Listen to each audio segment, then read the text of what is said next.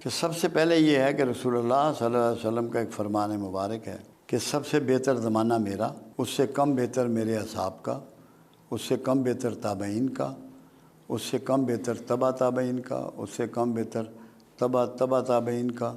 یہ 5 دور ہیں۔ اس کے بعد چھٹا دور جب شروع ہوگا، یہ دور فتن ہوگا، جو قیامت تک بڑھتا ہی چلا جائے گا۔ دور فتن میں چلنے والے سے کھڑا ہوا، کھڑے ہوئے سے بیٹھا ہوا، بیٹھے ہوئے سے اپنے گھر میں دروازہ اندر سے بند کر لے، وہ محفوظ ہے۔ مگر دور فتن کی جو آپ نے تفصیلات بیان فرمائی ہیں، احادیث ہیں، ساری ترتیب ہے، مسلم میں ہے، بخاری میں ہے، بلکہ احادیث کا کوئی مجموعہ ایسا نہیں جس میں ان کا ذکر نہ ہو۔ خاص کر اولیاء مقبول جان نے ابھی ایک کتاب تھی حماد بن نعیم کی، وہ چھپوائی، وہ ہے دور فتن پہ، اس میں بھی یہ سارے ذکر موجود ہیں۔ جس کے مطابق جو میری فیلنگ ہے یا جو میں محسوس کر رہا ہوں، میرے ذہن میں ایک ترتیب اس کی بلٹ ہوئی ہے۔ کہاں سچ ہوتی ہے کہاں نہیں ہوتی، یہ تو مالک کا کام ہے۔ اپنا ارادہ بدل دے، اپنا پروگرام بدل دے، وہ تو مالک ہے۔ پہلے نمبر پہ جو اب واقعہ آپ دیکھیں گے وہ ہوگا ہر مجدون کی جنگ، جس کو میگا ڈاؤن کہتے ہیں، جو ابھی فلسطین میں ہو رہا ہے، یہ بڑھے گی۔ اچھا، ہر مجدون ایک پہاڑی سلسلہ ہے، وہاں ابھی شروع نہیں ہوئی۔ جب وہاں ہوگی تو یہ ورلڈ وار ہوگی اور دنیا ساری اس سے تباہ ہوگی۔ ویسٹ کا تو نشان بھی نہیں بچے گا، بہت زیادہ دنیا میں تباہی مچے گی۔ اس کا نام ہے انگلش میں میگا ڈاؤن، عربی میں اس کو ہر مجدون کہتے ہیں۔ یہ پہاڑی ایک جو میں جلدی دیکھ رہا ہوں، جس دور میں آپ اور میں رہ رہے ہیں۔ اس کے بعد ہے خروج دجال۔ 2 نشانیاں اس کی 3 پوری ہو چکی۔ مسلم کی حدیث ہے کہ دجال خراسان سے خروج کرے گا۔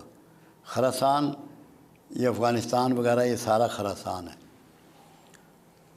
اور اس کی حمایت کرنے والے پچکی ہوئی ڈھال کے چہرے والے ہوں گے۔ شمالی اتحاد نے اس کی حمایت کی، جن کے جو پھینے ہوتے ہیں، جی بالکل جی، انہوں نے پچکی ہوئی ڈھال کے چہرے والے تھے، انہوں نے حمایت کی۔ وہ ایک ہاتھ سے آگ برسائے گا اور دوسرے ہاتھ سے اناج برسائے گا۔ کیا اس کے جہاز نے، وہ ایک ہی جہاز نے بم بھی گرائے اور ایک ہی جہاز نے آٹا اور گندم بھی گرائی جی گرائی، اور وہ فتح یاب ہوگا۔ پھر ایک اور علامت بتائی، وہ حیرانگی ہوتی ہے کہ 70,000 اصفہانی یہودی کالی ریشمی چادریں اوڑھنے والے دجال کے ساتھ خروج کریں گے۔ اصفہان میں سب سے زیادہ آبادی جیوز کی ہے، ان کی پارلیمنٹ کے ممبر بھی ہیں اور کالی ریشمی چادریں اوڑھتے ہیں۔ جی بالکل، دیکھیں میں آپ کو بتا رہا ہوں تاکہ اب یہ ہے خروج دجال کا زمانہ۔ جتنی نشانیاں ہیں نا، ابھی یہ سکے ختم ہو جائیں گے بالکل، یہ نوٹ کارڈ، کریڈٹ کارڈ چلے گا، تاکہ ایک آدمی آپ کے سارا فائنانس کو ایک لمحے میں روک لے۔ ایسے ہی جی، آپ کی زندگی کو ایسا کر دیا جائے گا کہ ایک آدمی آپ پہ رول کرے پوری دنیا میں، چاہے کرنسی ہو، چاہے موبائل ہو، چاہے کھانا پینا ہو، کچھ بھی ہو۔ یہ اب خروج دجال کا زمانہ آ پہنچا ہے۔ پھر ظہور مہدی ہے نزدیک، اس کے بعد پھر خاتمہ بنی اسرائیل ہے، جو ہر مجدون ہوگی نا، اس کے ساتھ ہی اسرائیلی ختم ہو جائیں گے۔ حدیث مبارکہ یہ ہے، کوئی پتھر، کوئی اینٹ، کوئی درخت، کوئی سایہ ان کو پناہ نہ دے گا۔ صرف ایک درخت ہوگا زرکت کا، وہ اس کے پیچھے یہودی چھپ سکیں گے۔ یہودیوں کو اس حدیث کا اتنا یقین ہے کہ انہوں نے یہ 50 لاکھ پودے لگوا دیے ہیں زرکت کے، ان کو پتہ ہے کہ یہ پوری ہونی۔ اس کے بعد ہے اسلام کے نشات ثانیہ، جس کے سٹارٹ 3 ملکوں سے ہوگا، ترکیہ، پاکستان، خراسان۔ پھر غزوہ ہند ہے کہ ہندوستان پہ یلغار ہوگی اور وہاں اسلام پھیلے گا، ہندو یا اسلام قبول کریں گے یا مارے جائیں گے۔ پھر نزول عیسیٰ ہے۔ نزول عیسیٰ جب ہوگا تو جو فوجیں غزوہ ہند لڑیں گی وہ جا کے شام میں عیسیٰ کی فوجوں سے جا ملیں گی۔ یہ تو جو ترتیب میں دیکھ رہا ہوں، محسوس کر رہا ہوں، پڑھتا ہوں، وہ ہے۔ پاکستانیوں میں بڑی چینج آئے گی، غربت یہاں کبھی نہیں ہوگی۔ ابھی بھی اگر کوئی یہ کہے کہ پاکستان غریب ہے یا لوگ غریب ہیں، اس سے بڑا جھوٹ کوئی نہیں، کیونکہ میں 1964 سے فگر نکالتا ہوں، جو کچھ ایک عام شہری کے پاس، ایک پاکستانی کے پاس سامان اور دیگر سہولتیں 64 میں تھی، اس سے 4 گنا سے 6 گنا ہیں اس کے پاس۔ جی بالکل ہے۔ صرف ہم ناشکرے ہو گئے ہیں، ہر وقت اللہ کے موسم کا، اللہ کے پھلوں کا، سبزیوں کا، گوشت کا، دودھ کا، انڈے کا، حکمرانوں کا شکوہ کرتے ہیں۔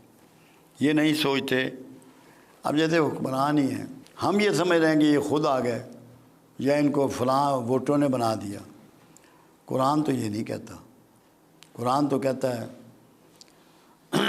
جس کو چاہوں معزول کروں، جس کو چاہوں حکمرانی دوں۔ جب یہ فیصلہ اللہ کے پاس ہے تو ہمیں اللہ کے فیصلے سے ڈفر کرنے کی ضرورت کیوں ہوتی ہے؟ بالکل ٹھیک بات۔ ہمیں نہیں ہونی چاہیے، یہ بغاوت ہے اللہ سے۔ جب کملی والے کی ایک سٹیٹمنٹ موجود ہے، تم پر اگر ایک نک کٹا حبشی بھی حکمران بنا دیا جائے تو تم نے اس کی بھی فرما برداری کرنی ہے۔ نک کٹے حبشی کا لفظ میرے آقا لے رہے ہیں۔ تو اس لیے ہمارے ہاں جو جھوٹی بغاوت ہے نا، کہ ہر چیز کو برا کہنا، ہر چیز کی مخالفت کرنا، یہ جائز نہیں ہے، یہ نہیں کرنی۔ شکوہ نہیں، لوگ شکوہ چھوڑ دیں۔ میں یہ یقین سے آپ کو بتاؤں، یہ زمین آپ کو وہ خزانے اگلے گی جو کچھ سوچ نہیں سکتا۔ سونا، چاندی، تانبا، پیتل، پلیٹینم، گیس، پیٹرول، زمرد، یاقوت، سب اگلے گی۔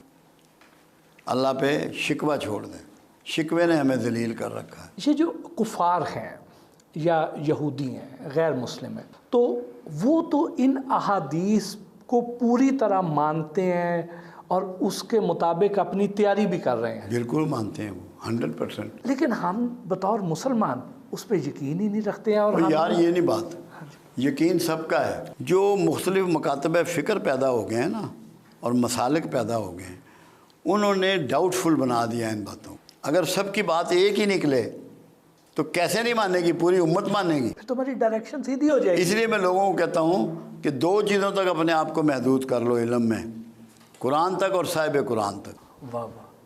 میرے 4000 سے اوپر لیکچر ہیں دنیا بھر میں۔ میں آکسفورڈ میں بھی خطاب کر کے آیا ہوں، اسٹاف کالج کوئٹہ بھی خطاب کر کے آیا ہوں، ISPR میں بھی کیا ہے، ہائی کورٹ میں بھی کیا، چھوٹی کورٹوں میں بھی کیا، فوج کے بے شمار اداروں میں کیا۔ تعلیمات کا کوئی یونیورسٹی ایسی نہیں جہاں ایڈریس نہ کیا ہو، مگر میں قرآن اور صاحب قرآن سے باہر نہیں نکلا، اس کے اندر بات کرتا ہوں۔ تو یہ جو اتنے فرقے بنا دیے گئے ہیں، یہ یہ ٹھیک ہو اسی جائیں کے گے۔ پیش نظر بنائے گئے ہیں کہ ان کے ایک چیز ایسا پہ نہیں ہوتا۔ متفق نہ ہو جائیں۔ اس میں پرابلم ایک ہوتا ہے، نہیں فرقے کسی نے نہیں بنائے، ہم نے بنائے۔ آپ کی اور میری ڈسکشن ہوئی، ہم دونوں علماء ہیں، ایک دوسرے کو دلیل دینے کے باوجود ہم نے ایگری نہیں کیا۔ وہ آگے اپنے اسٹوڈنٹ کو بات بتا دی، وہ ایک فرقہ پیدا ہو گیا، وہ ایک سوچ پیدا ہو گئی۔ اگر ہم یہ سوچ لیتے کہ میری وجہ سے امت میں تفرقہ پھیلے گا اور میں اپنی بات نیچے کر لوں، میں لسے پیودہ پتر بن جاؤں، تو یہ نہ ہوتا۔